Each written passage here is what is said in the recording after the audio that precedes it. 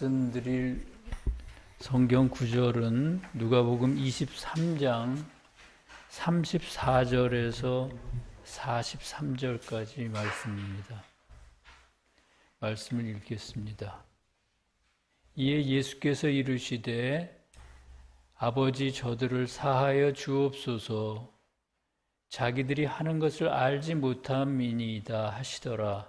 그들이 그의 옷을 나누어 제비 뽑을새 백성은 서서 구경하는데 관리들은 비웃어 이르되 저가 남을 구원하였으니 만일 하나님이 택하신 자 그리스도이면 자신도 구원할지어다 하고 군인들도 희롱하면서 나와 신포도주를 주며 이르되 네가 만일 유대인의 왕이면 네가 너를 구원하라 하더라. 그의 위에 이는 유대인의 왕이라 쓴 패가 있더라. 달린 행악자 중 하나는 비방하여 이르되 네가 그리스도가 아니냐 너와 우리를 구원하라 하되 하나는 그 사람을 꾸짖어 이르되 네가 동일한 정죄를 받고서도 하나님을 두려워하지 아니하느냐 우리는 우리가 행한 일에 상당한 보응을 받는 것이니 이에 당연하거니와 이 사람이 행한 것은 옳지 않은 것이 없느니라 하고 이르되 예수여 당신의 나라에 임하실 때에 나를 기억하소서 하니 예수께서 이르시되 내가 진실로 네게 이르노니 오늘 네가 나와 함께 낙원에 있으리라 하시니라. 세교의 가르침 참된 기독교 539번에 있는 말씀을 소개해 드리겠습니다. 사람에게 지어진 두 가지 의무가 있으니 그것은 자신을 검토한 다음 주님께 간구하고 고백하는 일입니다. 간구는 주님의 자비를 구하는 것이고 자기가 뉘우치는 악에 대항할 힘과 선을 행하고자 하는 성향과 애정을 구하는 것입니다. 고백은 자신의 악을 보고 인식하고 인정하는 것이며 자기가 비천한 죄인임을 아는 것입니다. 오늘 본문에는 주님이 십자가에 달리실 때 많은 사람들이 주님을 비난하고 조롱하는 모습을 그리고 있습니다. 하나님을 섬긴다는 교회의 사람들이 세상에 오신 주님에게 그런 짓을 했다는 게 참으로 놀랍습니다. 교회가 주님으로부터 멀어질 때는 언제나 말씀을 왜곡했습니다. 그리고 그렇게 해서 말씀의 내적인 것인 사랑을 없애고 외적인 것인 믿음만 남겨놓았습니다. 태고 교회가 그랬고요. 고대 교회와 유대 교회가 그랬습니다. 그 결과 주님이 오셨을 때 유대 교회 사람들은 외적으로만 경건할 뿐 내적으로는 아주 부패해 있었습니다.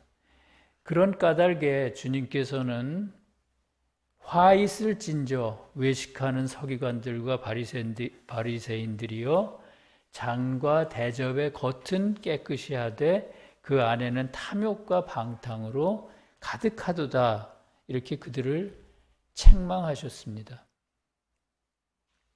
유대인들이 말씀의 진리를 왜곡하는 모습을 본문 23절에서는 군인들이 주님의 옷을 나누고 제비 뽑았다고 했습니다. 주님의 옷을 나누고 제비 뽑았다고 했는데 요한복음 19장에 보면 이음매가 있는 겉옷만 나눠 가지고 이음매가 없이 통으로 짜인 속옷은 제비 뽑기를 해서 한 사람이 가져갔다고 이렇게 되어 있습니다. 그렇다면 이 말씀의 의미는 뭘까요? 속뜻으로 옷은 일반적으로 진리를 뜻합니다. 그렇게 본다면 주님이 입으셨던 겉옷은 말씀의 문자적인 의미를 뜻하고요. 속옷은 문자적 의미 안에 담긴 내적 의미라는 걸 알 수 있습니다. 따라서 겉옷만 나누어 갖고 속옷은 제비 뽑아 한 사람이 가지는 것은 마지막 때, 말세라고 하는 교회의 마지막 때 교회들이 말씀의 문자적인 의미는 훼손하는데 내적 의미만은 훼손하지 못하는 걸 의미합니다. 왜냐하면 그들에게는 말씀의 내적인 것들이 허락되지 않았고요.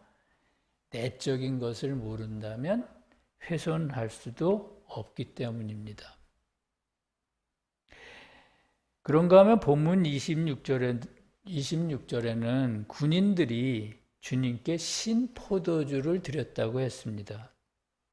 신포도주가 뭘까요? 그건 역시 부패한 교회들이 마음대로 왜곡하고 조작한 말씀의 진리를 뜻합니다. 신앙인이라면 마땅히 주님에게서 받은 진리를 잘 지켜 삶으로 주님께 다시 돌려드려야 합니다.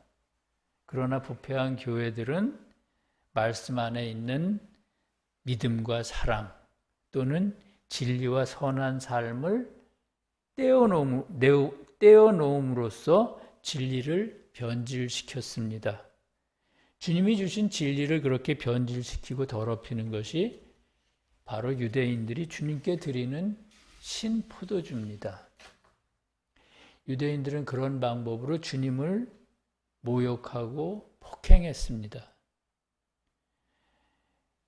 그리고 그것도 모자라 십자가 위에 달리신 주님을 향해서 온갖 폭언을 퍼부어댑니다.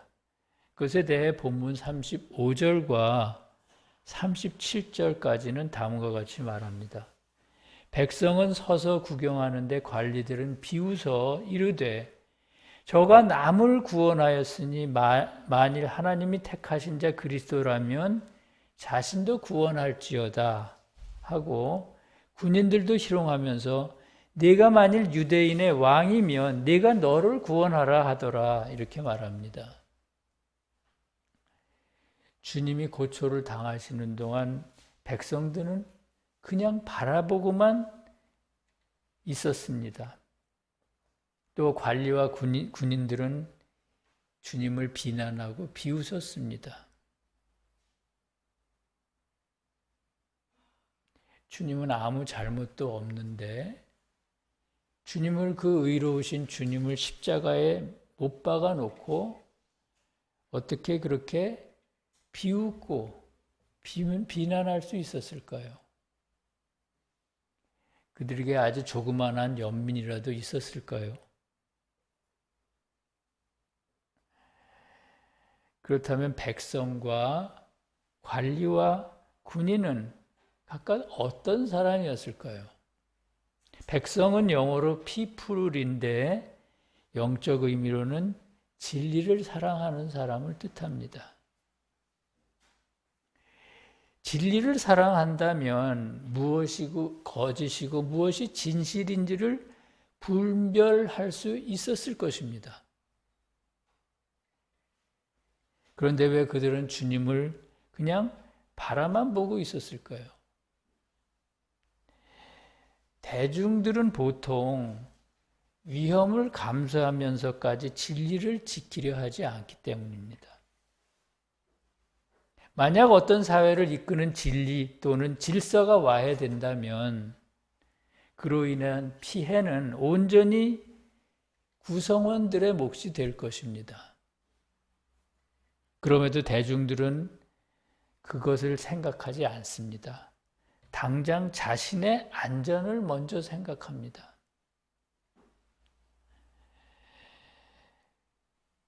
그런 사람들이 바로 십자가 위에 달리신 주님을 그냥 바라만 보는 백성들입니다. 백성들이 그러고 있을 때 유대의 관리와 군인들은 주님을 비난하고 비웃었습니다. 여기서 관리는 교회의 지도자인 성직자를 말합니다. 그리고 군인은 교리에 밝은 사람, 그러니까 유대의 바리새인이나 서기관 같은 사람들을 말합니다. 교리 또는 교리에 밝은 사람을 군인이라고 부르는 건 교회가 진리 아닌 것과 맞서 싸울 때 교리를 가지고 싸우기 때문입니다. 교회의 마지막 때는 교회 안의 지도자들이 말씀을 조작해 만든 거짓 진리를 가지고 참된 진리를 핍박합니다. 그것이 관리와 군인들이 주님을 비방하고 조롱하는 것입니다. 주님과 사도들이 핍박받은 것처럼 오늘날에도 진리에 대한 핍박은 있습니다. 그때나 지금이나 그들은 만일 내가 하나님이 택하신 자 그리스도이면 자신부터 구원할지어다 라고 비웃습니다. 세교회가 처음 시작될 때 교세가 미약한 것을 그들은 그렇게 비웃습니다. 군중들이 주님을 비난하고 비웃는 가운데 주님이 달리신 십자가 위에 유대인의 왕이라는 패가 붙었습니다. 그것에 대해 본문 37절은 이렇게 말합니다. 그의 위에 헬라어와 라틴어, 히브리어로 이는 유대인의 왕이라 쓴 패가 있었다. 헬라어와 라틴어와 히브리어로 유대인의 왕이라고 쓰였다고 합니다. 이것은 한글 성경에는 나와 있지 않고요. 영어 성경에만 나와 있는 표현입니다. 여기서 유대인의 왕이라고 할 때 유대는 선을 뜻하고요. 왕은 진리를 뜻합니다. 그러므로 유대인의 왕은 주님은 선에서 비롯한 진리이며 그러므로 신적 진리 그 자체인 분이라는 뜻입니다.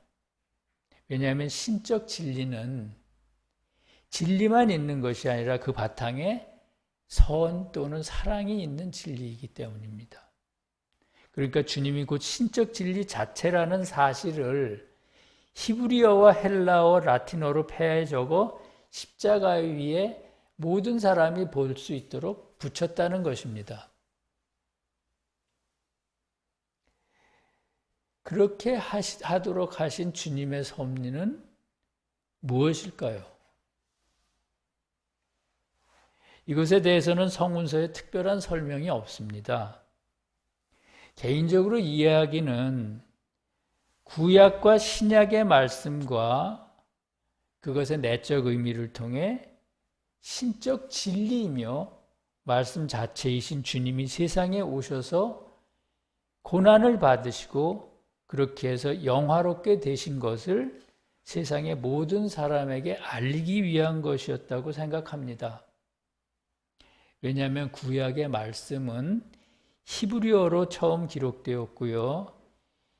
신약의 말씀, 그러니까 신약에 적힌 주님에 대한 모든 기록은 헬라어로 기록되었으며 또 말씀의 내적 의미를 통해서 기록한 주님에 대한 모든 것들은 라틴어로 처음 기록된 후 나중에 다른 여러 언어로 번역되어 퍼져나갔기 때문입니다. 본문에는 유대의 제사장과 서기관들 말고도 주님을 비웃는 사람이 또 있었습니다. 그건 누굴까요? 바로 주님과 함께 십자가에 매달린 강도 중 한 사람입니다. 그 사람에 대해 39절에서 49절까지는 이렇게 말합니다. 달린 행악자 중 하나가 비방하여 이르되 네가 그리스도가 아니냐 너와 우리를 구원하라 하되 하나는 그 사람을 꾸짖어 이르되 네가 동일한 정죄를 받고서도 하나님을 두려워하지 아니하느냐 우리는 우리가 행한 일에 상당한 보응을 받는 것이니 이에 당연하거니와 이 사람이 행한 것은 옳지 않은 것이 하나도 없다 이렇게 말합니다.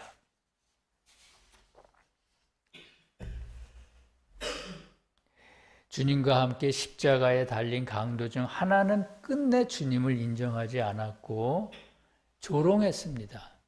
그러나 또 한 사람은 주님이 메시아라는 사실을 인정할 뿐만 아니라 주님 앞에 죄인임을 고백했습니다. 그가 예수여 당신의 나라에 임하실 때 나를 기억하소서라고 한 것을 보면 그것을 알 수가 있습니다. 그 말을 들으시고 주님께서 오늘 네가 나와 함께 낙원에 있으리라 이렇게 하시면서 그를 구원해 주셨습니다. 사랑하는 성도 여러분, 주님은 세상에 계시는 동안 수많은 사람에게 진리를 전하셨고요. 병을 고치셨으며 죽은 자를 살리셨습니다. 가난하고 힘없는 사람을 위로하시고 함께 우셨습니다. 주님이 가시는 데마다 사람들이 구름처럼 모였습니다. 그럼에도 불구하고 정작 십자가에 달리실 때는 모두가 주님을 외면했고 심지어 비난하고 조롱했습니다. 주님을 따르던 그 많은 무리들은 다 어디로 갔을까요? 세교의 가르침 참된 기독교 539번은 신앙인의 의무에 대해 이렇게 말합니다. 사람에게 지어진 두 가지 의무가 있으니 그것은 자기 자신을 검토한 다음 주님께 간구하고 고백하는 일이다. 간구는 주님의 자비를 구하는 것이고 자기가 뉘우치는 악에 대항할 힘을 구하는 것이며 선을 행하고자 하는 성향과 애정을 구하는 것이다. 그리고 고백은 자신에게서 악을 발견하고 인정하는 것이며 자기가 비천한 죄인임을 아는 것이다. 이렇게 말합니다. 신앙인이라면 늘 자신의 생각과 의도를 살피면서 잘못이 있으면 반성하고 주님의 도움을 받아 새로운 삶으로 나아가야 합니다. 유대교회 사람들은 그런 면에서 여러 가지로 부족했던 것 같습니다. 그러다 보니 시간이 가면서 점점 주님으로부터 멀어졌고 끝내는 주님을 대적하고 죽이는 지경에까지 이르렀습니다. 유대인들의 모습을 보면서 작은 신앙의 습관이 나중에 얼마나 큰 차이를 만드는지 알 수 있습니다. 주님이 병자를 고치시고 죽은 자를 살리신 것은 단순히 기적을 보이시려는 게 아닙니다. 오직 주님에 의해서만 거듭나고 구원받을 수 있다는 것을 가르쳐 주시려는 것이었습니다. 그래서 주님은 마태복음 22장 31절에서 하나님은 죽은 자의 하나님이 아니요 살아있는 자의 하나님이시라 이렇게 말씀하셨습니다. 우리는 죽어서 그냥 무덤에 있는 상태가 아니라는 거죠. 죽은 다음에 곧 영혼으로 부활해서 주님과 함께 영원히 살 운명으로 태어났다는 것입니다. 또 누가복음 16장 22절 이하에서는 나사로가 사후에 천국에 있다는 것과 부자는 지옥에 던져진다는 것을 말씀하셨습니다.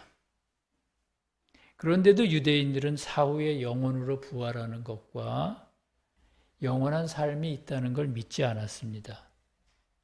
그러므로 주님의 왼편에서 십자가에 달린 죄인이 죽음의 문턱에서도 주님을 조롱한 것은 믿음만 있고 인애가 없는 사람들의 완고한 심성을 의미합니다. 반면에 예수여 나는 나의 죄로 죽어가나이다. 그러니 당신의 나라에서 나를 기억하소서라고 말한 죄수는 인애의 신앙 안에 있는 사람의 간구와 고백을 나타냅니다. 주님께서 그의 간구를 들으시고 오늘 내가 나와 함께 낙원에 있을 것이다 이렇게 화답하셨습니다. 주님의 오른편에 있었던 죄수처럼 우리도 진실한 간구와 고백으로 매일 새로 태어나야 하겠습니다. 주님의 그런 은혜가 서울세교의 모든 성도와 이 진리를 사랑하는 모든 이들과 함께 하시길 간절히 기도합니다. 예수여 당신의 나라에 임하실 때 나를 기억하소서 하니 예수께서 이르시되 내가 진실로 네게 이르노니 오늘 네가 나와 함께 낙원에 있으리라 하시니라. 아멘. 기도하겠습니다. 사랑의 주님 감사합니다. 어제 오늘 봄비가 내리고 대지가 싱그럽게 살아나는 모습을 보면서 주님에게서 오는 진리와 진리에 대한 화답이 무엇인가를 느낄 수 있었습니다. 주님, 저희들의 마음이 마치 가뭄에 갈라진 밭과 같습니다. 그러니 진리의 단비를 저희들에게 내려주시옵소서. 진리를 받은 저희들이 행여 신포도주를 드리는 자와 같이 되지 않게 하옵시고 진리에 합당한 삶으로 주님께 돌려드리는 자가 되도록 도와주시옵소서. 항상 자신을 돌아보고 허물을 발견하게 하옵시고 간구와 고백으로 매일 새로 태어나도록 인도하여 주시옵소서. 나라와 권세와 영광이 우리 주님께 영원히 있사옵나이다. 아멘.